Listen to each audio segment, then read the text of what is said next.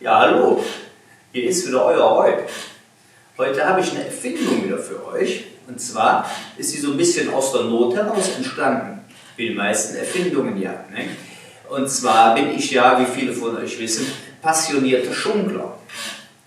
Und jetzt ist es so, ich schunkel auf alles, was sich irgendwie beschunkeln lässt. Ne? Und dann ist die einzige Möglichkeit, mich da zu stoppen, ist eigentlich, geht da nur, ich sag mal, ein Betäubungspfeil oder sowas. Ne? Dann höre ich auf.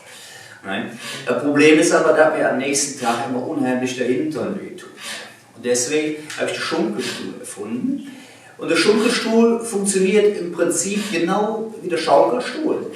Nur, dass man eben nicht von vorne nach hinten, schaukelt, sondern von links nach rechts schunkelt. Ne? Und das ist eine wunderbare Sache. Der Hintern ist mit der Sitzfläche die ganze Zeit mehr oder weniger verbunden. Ne? Und die Schmerzen am nächsten Tag, die sind minimal. Also wenn überhaupt vorhanden, dann nur ganz, ganz minimal. Und von daher denke ich, dass diese Erfindung die Partyszene revolutionieren wird. Und wer so ein Ding mit als erster haben möchte, schickt mir einfach eine Nachricht und dann gucken wir, was wir da bauen können. Ne? Ich grüße euch, viel Spaß, bis bald, euer Roy.